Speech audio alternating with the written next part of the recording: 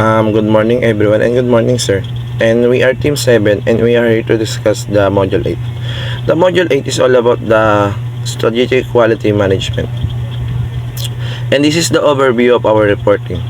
The 8.1 is for introduction. The 8.2 is for vision, mission, and values. The 8.3 is for strategic objectives. The 8.4 is for Hoshin Kanri. And the 8.5 is for the summary. 8.1 Introduction. In order to be effectively implemented, quality management needs to be treated as a strategic priority alongside marketing, finance, and operations.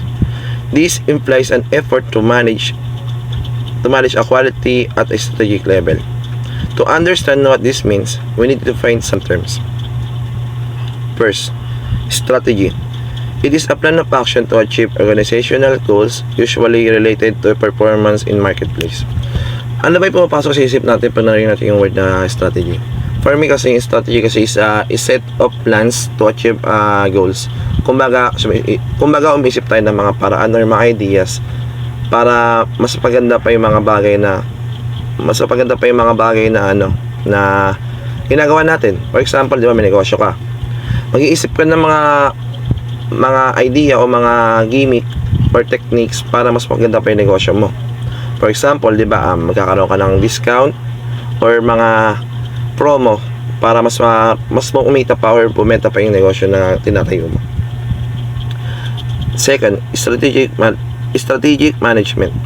It is the development, deployment, and execution of strategic plan. It involves the development of organizational mission, vision, and values and goals.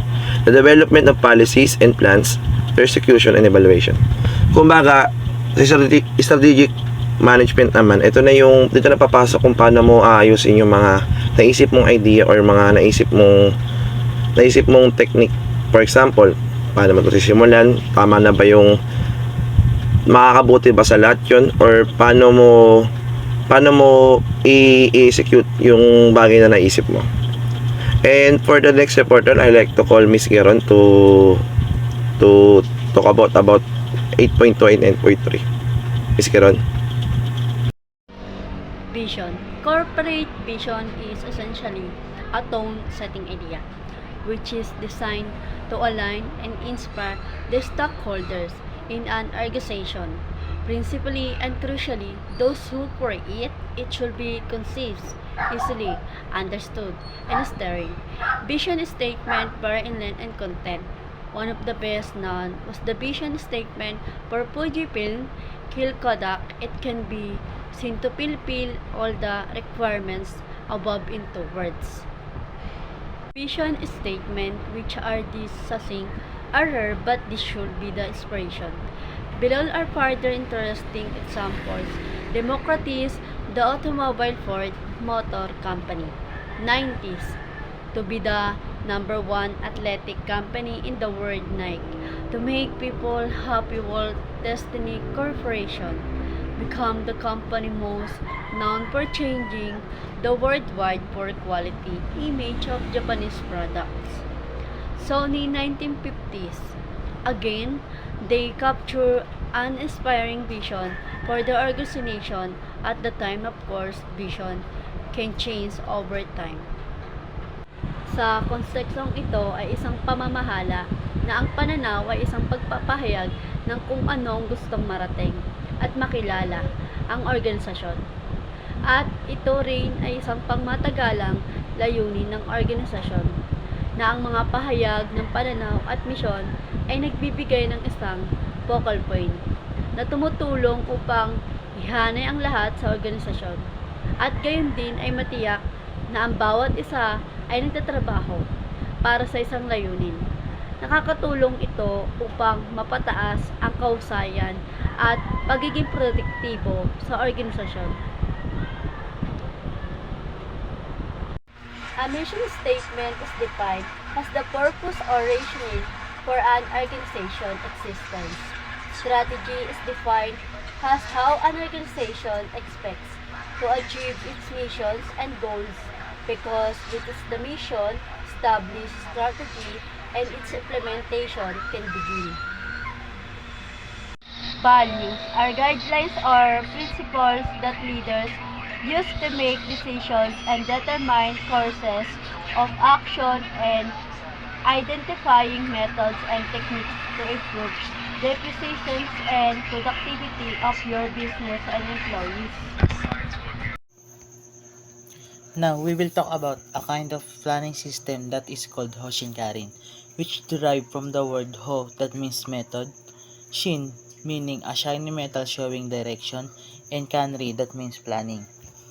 Hoshikanri is a planning system that was developed in Japan in 1960s as a derivative management by objective that is superior to any kinds of plan for total quality management and business plans.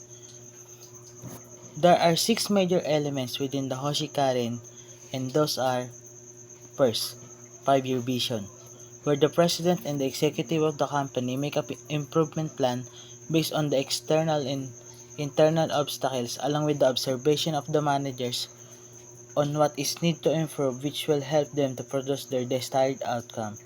Second, the 1-year plan. This is where they select activities based on feasibility and likelihood of achieving it. Third, deployment to department. This includes the selection of optimum targets and means, and its main goal is to identify the characteristics and the skill of an employee and how will they help to accomplish the plans. Next is detailed implementation. This is where we arrange the steps on how we will accomplish the task so that we can avoid failure or unnecessary problems that will hinder the plan, and it will also help to achieve some level of self-diagnostic, self-correction, and self-correction and visual presentation of our actions. And fifth is monthly diagnostic. This will help us to analyze the things that will help or become obstacles on our progress, which will help us to identify what are the things that we need to keep and the things that we need to change or improve. And lastly is the President Annual Diagnosis. This is where the progress of developed activities was analyzed by the President, and it will provide him the summary of the information about each department of the company and tells them if this department is capable or not. And after that, we will now go to the 5 phases of Hoshin planning. First is target focus alone. This will help you get a clear, specific, and measurable objectives for the company. Second is the process management, where you strictly monitor the progress of your plans, ensuring that there is no problem and the things are going smoothly for the plan. Third is the self-diagnosis, where you evaluate the strength, weaknesses, and the areas where you can improve so that your plan will be successful. Fourth is the augment, where you enhance your strategies, techniques, and technologies for your goal.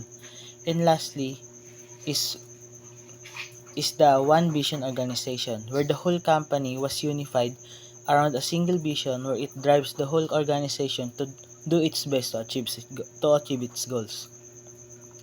Now we finish to discuss the phase of Hoshin planning, we will now go to the cross-function management. You might be asking questions. What is the cross-functional management? Well, cross-functional management is a collaboration between departments within the company to achieve a high-quality goal. This is necessary to successfully implement the Hoshin plan because it will help the whole company ensure that the development of appropriate targets and means by building a proper communication network within the company.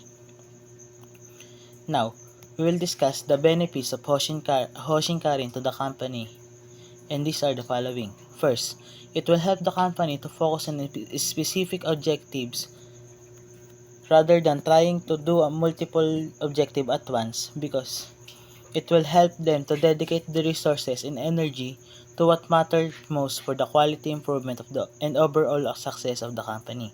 Second, it will create a unified goal for the company that will ensure that the employees in the whole company was working toward the same goal and objectives. And lastly, it will enhance the communication with the whole company, and this thing will improve the coordination and the teamwork between the different departments within the company and ensure that They will give a high quality work. In summary, Hoshin Karen provides an appropriate tool for declaration of strategic vision for the business while integrating goals and targets in a single holistic model. Even though it even though it tends to challenge the traditional authoritarian strategic planning models. And that's all. Thank you for listening.